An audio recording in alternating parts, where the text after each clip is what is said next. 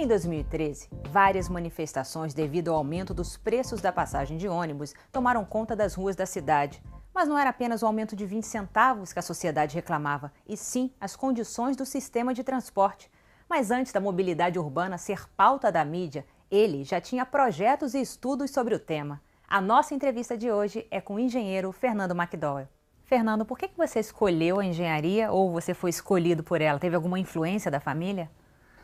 Olha, desde que eu era criança, né, eu gostava toda essa parte de automóveis, caminhões, né, natural, né? E eu sempre gostei da engenharia, quer dizer, os viadutos, ficava assim, né, fascinado, né? E também meu avô, não o conheci, né, mas ele era um grande engenheiro. Aí escolhi porque gostei, né? Desde o início. Eu achava que eu ia ser engenheiro, eu gostava daquela regra de cálculo, a regra em T, né? E aí fiz o vestibular, estudei, passei, fui fazendo. E por que o foco no transporte? Olha, o transporte acho que até tem uma certa razão. Eu gostava muito de carrinhos. E ainda tem até alguns, né? E caminhões, fazia estrada na fazenda lá com meu pai, né? Então a gente ia para lá, eu fazia congestionamentos, sempre tive essa mania, não imaginando que eu fosse, né, de repente, ir para a área de transporte. Mas acabei realmente, acho que já tinha uma certa influência e gosto imensamente, né?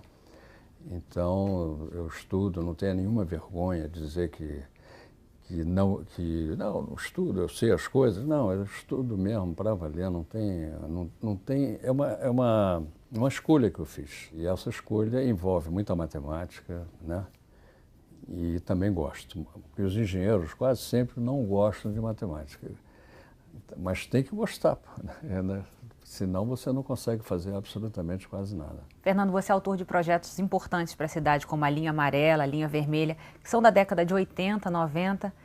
Agora, mais de 20 anos depois, a cidade continua apostando no transporte rodoviário, com a Transoeste, Transolímpica, Transcarioca. Como é que você vê isso? O Rio de Janeiro é uma cidade espremida entre o mar e a montanha, basicamente.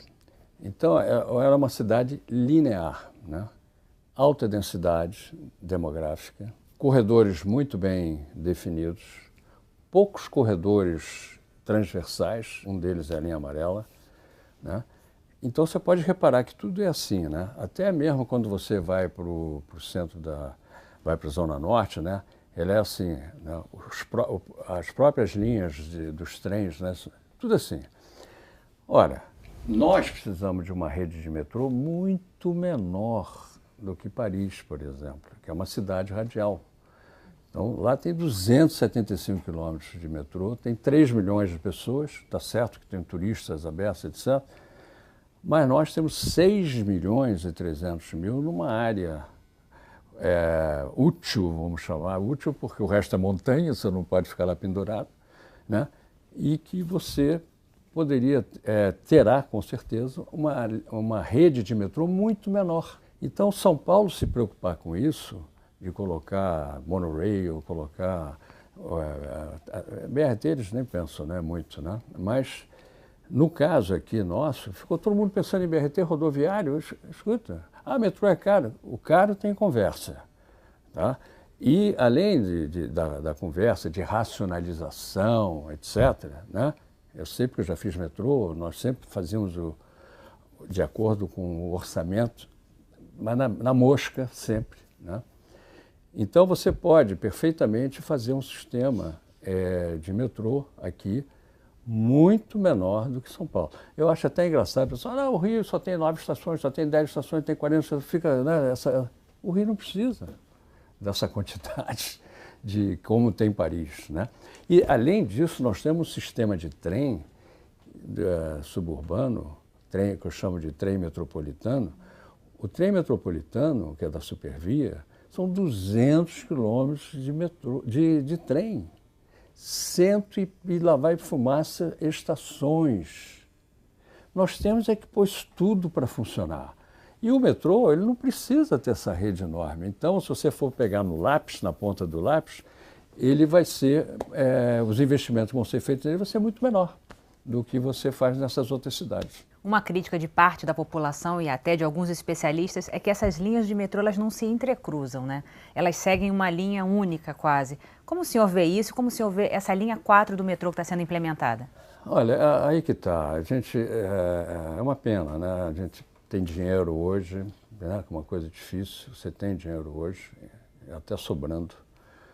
Você poderia estar fazendo coisas realmente importantes para a cidade, para deixar um legado importante. Tanto é que eu fui chamado pelo governo federal para fazer o plano B das Olimpíadas. Foi nesse plano B das Olimpíadas, pela racionalização que nós tínhamos feito, de sistemas de transportes e tudo mais, é que acabou se fazendo a linha 4.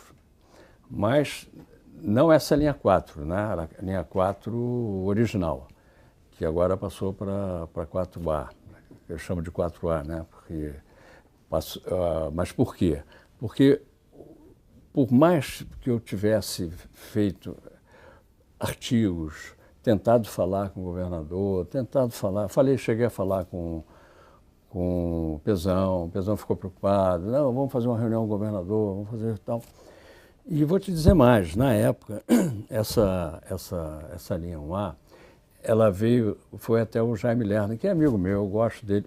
Quando o governador me contratou para resolver o problema das concessões, ele disse, olha, a gente teve aquele probleminha lá atrás, mas você foi ético e tudo, me sinto à vontade de te chamar aqui para você resolver o problema das concessões do Paraná. E eu fui lá para resolver. Estou dizendo isso porque nós batemos de frente, né, com esse problema da linha 1A, exatamente porque você forma um linhão.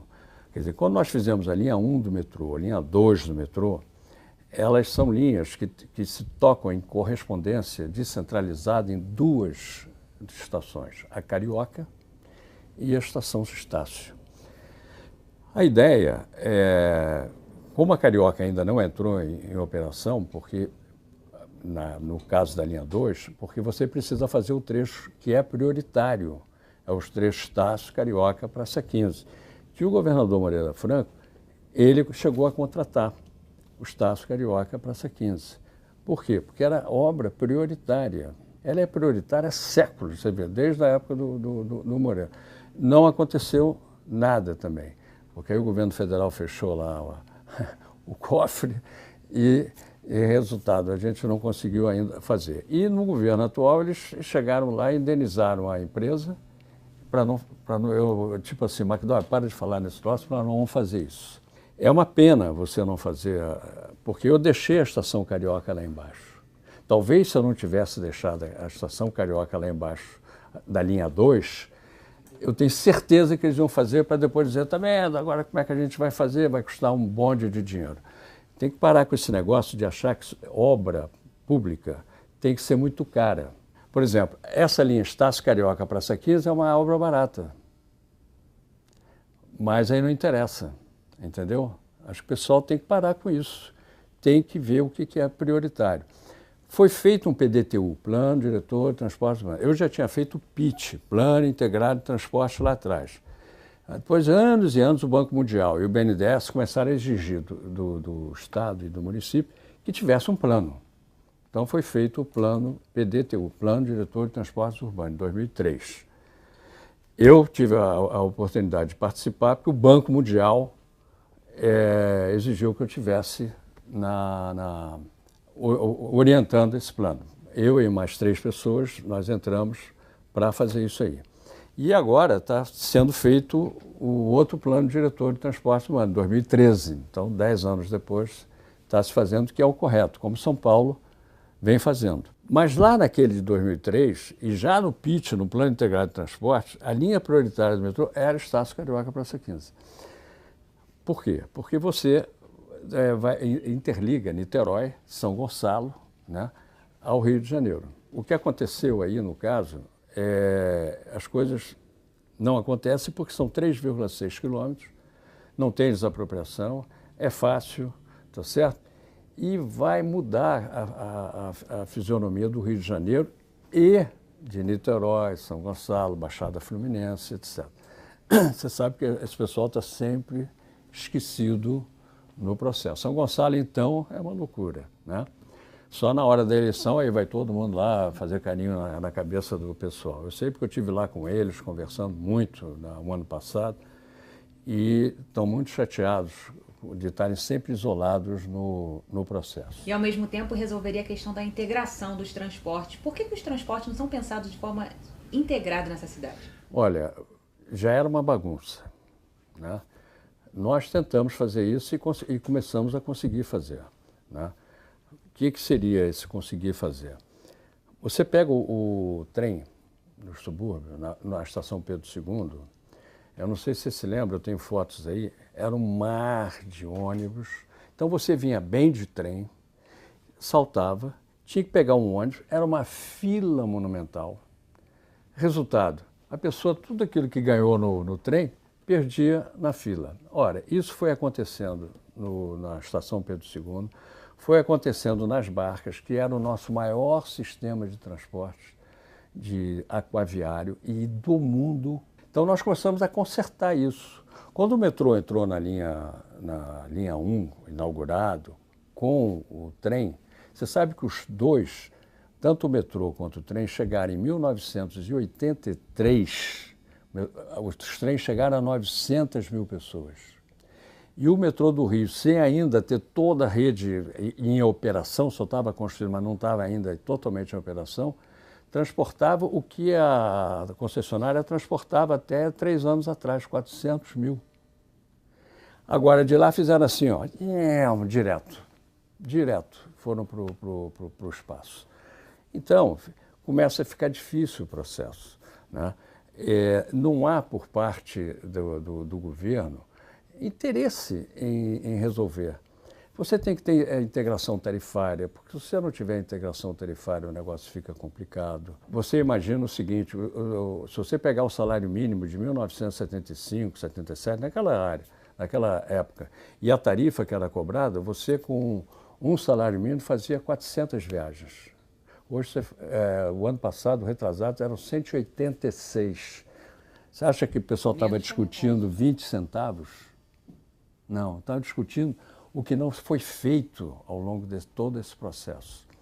E essa integração, ela é fundamental. E ela tem que ser descentralizada. Por isso, nós descentralizamos a integração com os trens. Eu não posso, eu tenho uma estação da Central e chegar todos os trens, de todos os ramais ali. Então, o que nós fizemos? Descentralizamos na Pavuna, descentralizamos em Triagem, descentralizamos no Maracanã, descentralizamos em São Cristóvão e na Pedro II. Isso está aí. É só, quando você quer fazer, você faz. Agora, tem que ter competência, né? Você tem que ter secretários da área, do setor, você tem, de preferência, pessoas que queiram realmente trabalhar, né? Não chega no final de semana, não desaparece, vai lá, verifica, vai lá in loco, estabelecer, né? Sair do escritório, comandar, né? Porque se você não tiver isso, é muito difícil você conseguir. Fica só muita conversa, mas não resolve. Então, a estação Maracanã, por exemplo, do metrô, ela é uma estação fisicamente menor do que uma Carioca, por exemplo, mas tem uma capacidade operacional maior. Então, quando se faz uma estação, o projeto da estação não é ficar tudo igual. Você pega o BRT, tanto faz como tanto fez, quer dizer, não é assim. O Rio é fácil você resolver engenharia de tráfego, né? Difícil é São Paulo, que todo é radial, você tem que fazer anel externo, anel interno, né? Todos os pontos cardeais, né? Nós não precisamos fazer muita coisa sobre esse aspecto. Então, você poderia trabalhar dessa forma, fazendo essa integração, como nós fizemos. Você vê como é que são as coisas? Nós tínhamos que fazer uma integração do metrô, trem, ônibus. Então, ali em frente àquele prédio antigo da rede ferroviária, nós fizemos chamei de área de integração. Não chamei de terminal de integração, não. E foi um espetáculo. Eu tenho as fotos. Durante 2 anos, ou quase 3 anos, operava sem ninguém. Nós fizemos tudo com teoria das filas, os ônibus já iam, ele já parava aqui, porque o metrô eles respeitam, na época, né? O outro parava aqui, sabe? Eles sabiam onde é que tinha que parar e a população já ficava ali, já entrava no ônibus e ia embora, ninguém podia ficar parado. Quando o Estado e o município resolveram fazer um terminal, bom, então eu vou cuidar desse terminal. Entra lá para você ver o cheiro, o que é. Isso em plena Presidente Vargas. Quer dizer, que amor que a gente tem pelo Rio. Isso é que eu queria entender. Entendeu? Como é que ninguém vai lá? Aquele terminal lá atrás, Américo Fontenelle, é uma vergonha para o Rio de Janeiro. Mas como fica escondido lá, é a Baixada Fluminense, o pessoal, sabe, tem que tratar a Baixada Fluminense como gente, porra, com saneamento, coisas arrumadas, coisas bem feitas, né? As pessoas gostam de coisa bonita, porra. Qual é o problema? O senhor que já esteve presente em diferentes governos políticos, o senhor acha que falta uma política pública de transporte? É exatamente o que falta. Nós não temos uma política. Você vê que o município faz a parte dele, mete BRT, mas não ajuda a fazer o metrô, né? Podiam os dois se juntarem, que são tão amigos, né? Que podiam terem se juntado para resolver o problema do Rio para valer. E você tem que ter gente que põe esses caras sentados e diz, vai ter que ser assim, vai ter que ser assado, vamos fazer isso aqui. Eu, na minha época, consegui fazer isso. Deu para fazer. Eles respeitam. Se você se impõe, eles respeitam. Não tem por que não respeitar. Agora, você pega ali onde passam os trens e aonde tem a linha 2 no metrô, a maioria ali é tudo de ônibus. Então, não você poderia fazer uma integração perfeita lá, fazer o tráfego fluir, né? Agora, você precisa ter um governador que queira fazer, você precisa ter secretários com força, competentes para chegar e fazer as coisas acontecerem. E o transporte marítimo? O senhor acha que a gente tem um potencial não explorado de potencial marítimo no país? Mas só tem. Primeiro nós fizemos todo um estudo lá atrás das barcas e chegamos à conclusão que era o catamarã. Um catamarã tipo o catamarã de Vancouver, que Nova York agora está tendo de Vancouver. Nós lá atrás nós já tínhamos visto que era o melhor catamarã. Quando eu digo lá atrás, são 25 anos, 30 anos. Né? Então, quando nós pegamos esse brinquedo, né, fizemos um estudo e mostramos que seria muito bom entre Rio e Niterói, catamarã de dupla proa e duplo convés. Como o catamarã tem uma estabilidade excelente, eu posso fazer pelas laterais, tá certo? Então, os catamarãs que estão em operação levam 9 minutos ocupando aquilo, porque sai todo mundo, vai depois entrar todo mundo. Né? Tem que fazer assim, separado. Né? Com isso, eu estava em São Gonçalo, exatamente, na Assembleia, na Câmara dos Vereadores, fazendo uma conferência, o governo do Estado também estava, não sei o quê. E aí, lá, eu fiquei sabendo que eles tinham encomendado os catamarãs como eu tinha estabelecido, né? Lá vai ser dessa forma, em 2 andares, e sai de um lado, entra do outro, né? Quer dizer, simultaneamente. Esse catamarã vai chegar na Praça 15 e o metrô não fez o Estácio Carioca Praça 15. Então não tem onde desaguar. Então, quer dizer, vamos ter outras filas. E ali vai ter uma capacidade para 24 mil passageiros por hora, que só o metrô consegue tirar. Hoje em dia não dá para comprar mais a mesma quantidade de passagem que dava há um tempo atrás. É verdade. E o senhor acha que a desoneração é o caminho para poder baixar essas passagens? Olha, a gente tem que tomar cuidado com esse problema de subsídio. Por exemplo, metrô, trem, eles são... eu sei que foi na época que nós trabalhamos nisso, se faz através de uma engenharia financeira. Não dá para chegar, não, agora eu vou aumentar, vou dar um subsídio para você e vou aumentar a tarifa. Espera aí, concessão não precisa disso, porque você tem uma engenharia financeira que define qual é a tarifa. Se amanhã essa tarifa está cara por qualquer razão, aí sim, você entra com uma parceria público-privada. Se você quer resolver o problema da tarifa, dá um prazo maior de concessão. Mas como esse controle pode ser feito? Pois as empresas de ônibus alegam que elas oferecem muitas gratuidades, por isso que elas precisam do subsídio. Nada disso. E ao mesmo tempo a gente não tem um controle, por exemplo, de quantos ônibus estão circulando, quantos estão parados, quantas gratuidades eles oferecem. Como a gente pode ter esse controle? O governo está confundindo, de um modo geral, o fato de você conceder que ele não toma mais conhecimento. Pelo contrário, a política estabelecida pelo órgão público não é a concessionária que vai estabelecer. Então, ele tem que ter uma equipe competente, uma equipe que conheça o problema, tá? Para poder acompanhar. Porque se você não tiver, não adianta.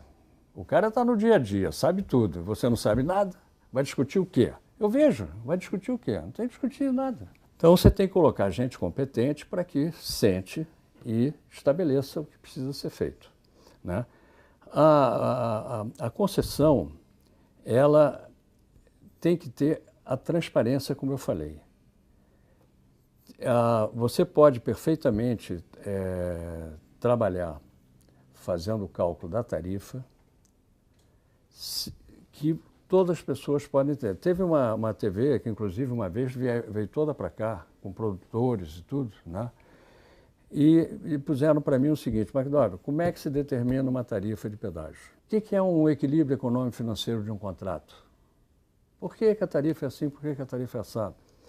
Então, nós passamos aí uma tarde inteira, umas 3, 4 horas, trabalhando, mostrando como é que a coisa fazia. Portanto, eu não vejo o governo fazer isso, né? Na Prefeitura do Rio, eu treinei equipes para fazer. Depois, eu fui ao Tribunal de Contas para defender, né? Mas, quando eu preparei o pessoal lá do Rio Grande do Sul, o pessoal, eu não precisa mais de mim. Eles estão lá fazendo. Quando dá um problema e tal, é que eu vou, mas fora isso, eles já sabem fazer as coisas. Então, na Assembleia Legislativa do Estado do Rio Grande do Sul, eu apresentei a engenharia financeira toda, de cada contrato. O PT, na época, que disse, não, eu vou terminar com as concessionárias, ganhando a eleição eu termino. Quando me chamaram para resolver, eu mostrei para eles que isso não seria uma boa colocação. E fiz o trabalho todo. Treinei as equipes, eles viram, se mostrou a imprensa toda e tiveram coragem de dizer, vamos continuar com a concessão até o final dos 15 anos. Depois lá, se querem terminar, isso é outro problema, termina o prazo, né? Então, você não é obrigado, o governo não é obrigado a ampliar, mas pode, se quiser ampliar, pode ampliar, como o governador fez. Eu sou favorável à concessão, porque eu, lamentavelmente, no Rio, o metrô para mim foi talvez pela minha idade na época, muito moço e tudo mais, na minha cabeça, eu achava o seguinte, quando nós inauguramos o metrô, eu falei com o governador Faria Lima para que ele só inaugurasse o trecho completo.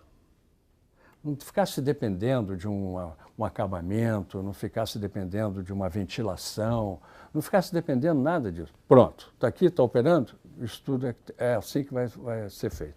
Vem o próximo trecho e acabou, né? Então, tinham 2 anos para fazer dessa forma, para terminar. Bom, o que aconteceu? Nada disso. O pessoal ficou segurando o trem e depois inaugurou tudo. Tem estação hoje aí que eu tenho dúvida se tem ventilação. Entendeu? É bem brasileiro isso. É uma estupidez que a gente precisa corrigir. E aí vem a política tarifária. Tarifa é uma coisa que as pessoas acham que sabem. Acham porque, não, quanto é que você precisa ter? Isso não dá. Não é assim. Né? A coisa não é dessa forma. Senão eu não seria chamado lá na Agência Nacional de Petróleo, né? Que eu fiquei lá 1 ano, depois pediram para ficar mais 1 ano para estabelecer todo o sistema de tarifa, de sistema de dutos, polidutos, terminal marítimo, etc. Quer dizer, mas lá você sentava com as pessoas, Mas todas, lá naquela época era o Davi, né? Davi é um professor da USP, cara que tem um conhecimento de petróleo monumental, sobre tudo, navios, etc. E eu fui para lá, me chamaram e nós fizemos. E se discutia num conselho ali a metodologia. Quem é que discute hoje, né?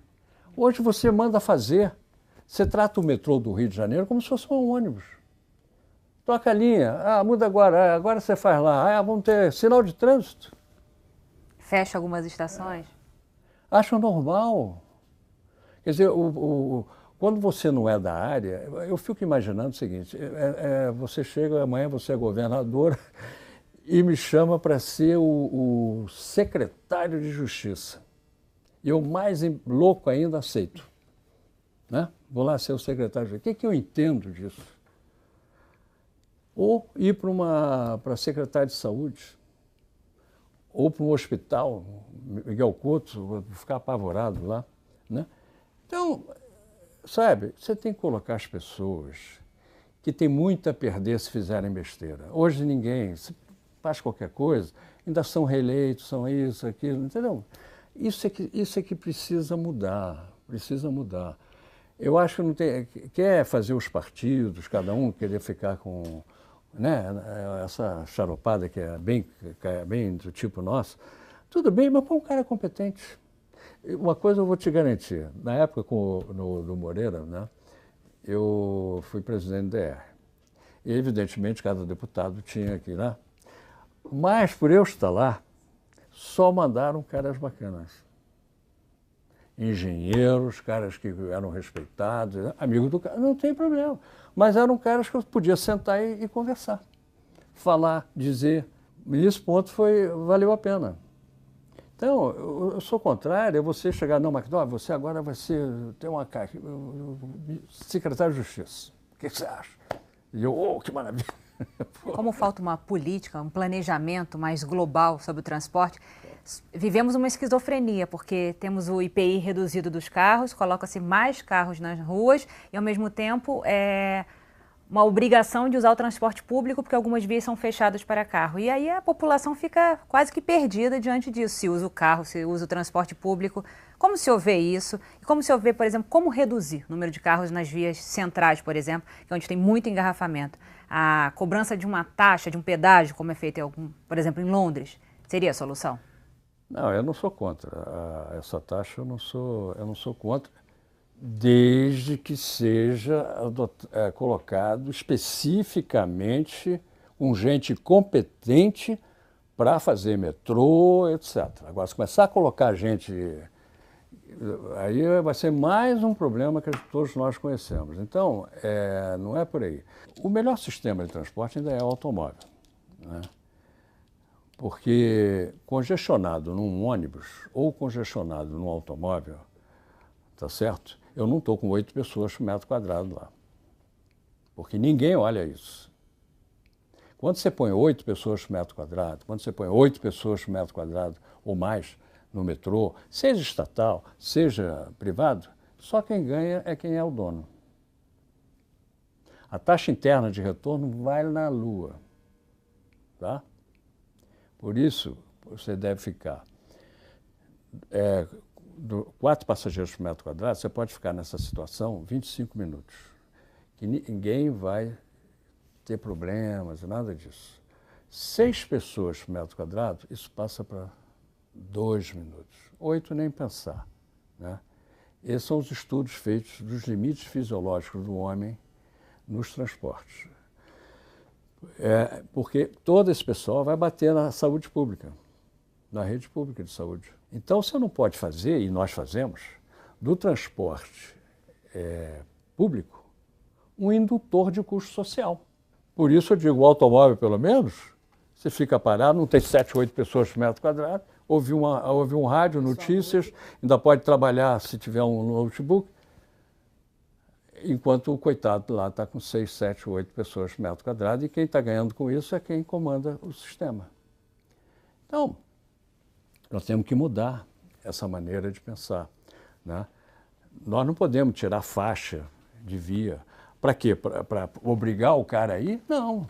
Você tem que ter competência suficiente para fazer os caras virem a você. Ele larga o carro. Se eu tiver um metrô bom aqui, eu, por exemplo, eu vou ter um metrô aqui. Já me disseram, olha, eu falei, como é que eu vou chegar lá? Não, não vou fazer obra nenhuma. Ah, então eu morro ali atropelado. Deve ser isso, é assassinato, então, o negócio. Porra. Sabe, as coisas são assim, quer dizer, ninguém está preocupado.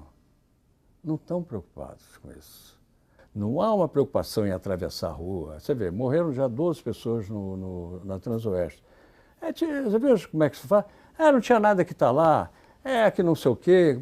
Vem cá, e não está induzindo as pessoas erradas, não? Isso aqui a Avenida das Américas é uma estrada que foi transformada numa avenida. Não pode ter um tratamento do Nossa Senhora de Copacabana. Agora, cadê a visão sistêmica? Transporte, se você não tiver visão sistêmica, vai para casa. Porque é isso, quer dizer, aqui é totalmente diferente. A Avenida Brasil era uma avenida que se transformou numa estrada, mas ela é o inverso. As distâncias são enormes. E o VLT, o que o senhor acha? Olha, eu trabalhei no VLT na época que nós estávamos construindo o metrô. Eu fazia parte da União Internacional de Transportes Públicos, do Comitê Técnico de VLT. O Rio de Janeiro foi o primeiro a fazer VLT, antes de Paris, antes de Londres, né? Então, porque o pessoal adora ir para Paris, para Londres, né? Mas aí teria que vir aqui mesmo no Rio de Janeiro para a gente ver. Então, nós fizemos um VLT, mas olha só a concepção nossa. Naquela área exatamente da AP3, da área de planejamento 3, Anchieta, toda aquela região para lá, inclusive a Ilha do Governador entra também nesse negócio, nós fizemos um sistema para induzir renda devido ao problema de tarifa para aquele pessoal. Na época, eu fiz todo um desenvolvimento de trabalho, levei a Brasília, porque naquela época o secretário de planejamento, o ministro de planejamento era um técnico, você tinha que ver coisas com ele, da Fazenda era o Mário Henrique Simas, da planejamento era o Reis Veloso, quer dizer, só cobras nesse negócio. E, obviamente, a equipe que forma um camarada desse é tudo gente da melhor qualidade técnica. Então, eu tinha que ir lá defender esse processo. Então, eu consegui que o presidente Geisel dissesse ok, que eu pudesse fazer o VLT. Então, as pessoas, o trem, o que eu queria fazer com isso? Algumas estações, elas eram pagas. Quer dizer, você para entrar ou para sair, você teria que pagar. Outras, de propósito, não eram. Porque eu queria dar mobilidade a essa população. Então, ele não pagou, não tem problema. Entendeu? É para fazer vista grossa mesmo, né? Porque me saía mais caro eu colocar todo um aparato para isso. E eu queria que houvesse uma redistribuição de renda. Isso aconteceu. Chegou a hora de tirar, como Marcelo Alencar fez, tirou, aliás, foi excelente, o governador também, tirou fora e entrou com o metrô. Agora, qual era a ideia do VLT? Ir para a Baixada, pela Via Light, desde a minha época. Mas puseram? Não. Estão lá sendo trucidados pelo tempo. Porque os veículos já estão pagos e... Não, pago, tudo pago. Quer dizer, a ideia era essa. E esse novo VLT usa esses veículos? Não, para você ter uma ideia, o presidente Geisel, né, mandou o seguinte recado: faça um VLT que possa ser utilizado em qualquer cidade do Brasil. E que ele seja... Não tem que ficar fazendo outro. Vou fazer esse, ele vai entrar em qualquer lugar. Por isso o VLT nosso dobra uma esquina. Podia ser posto na Nossa Senhora de Copacabana, dobrando uma esquina. O BRT não dobra a esquina. O senhor falou desse estudo, por exemplo, da população, de uma parte da população que não pode pagar, então tem entrada gratuita. Como o senhor acha que a engenharia pode humanizar o trânsito? Já podíamos estar humanizando há muito tempo. Eu, nesse plano B das Olimpíadas, eu posicionei fazer a engenharia de tráfego inteligente. Isso não é um jogo de palavras em absoluto. Sinalização inteligente é o seguinte: o sinal de trânsito não deixa que o volume de tráfego que está ali ocupe uma área de armazenamento maior do que ele dispõe. Ele faz os cálculos permanentemente, o ciclo de sinal varia. Por exemplo, se enguiçou um carro, aqui continua o ciclo de sinal mesmo. Então, outro dia eu fui lá, quando caiu aquela árvore, a árvore da Jardim Botânico, nesse último temporal, eu reparei isso. Eu fui fazendo o caminho para poder escapar, né? Então, quando eu fui fazendo o caminho, eu fiquei parado no sinal e fiquei olhando. Então, o sinal não mudava, era o mesmo com muito mais gente, muito mais carro. Então, o congestionamento é total. Com o sistema inteligente, que eles são câmaras, foi um negócio muito bacana, feito na Califórnia. Você não só aproveita o que tem, não joga fora nada, pelo contrário, ele toma conta do que tem. Essa câmara, que é uma câmara inteligente, ela é como se fosse os seus olhos.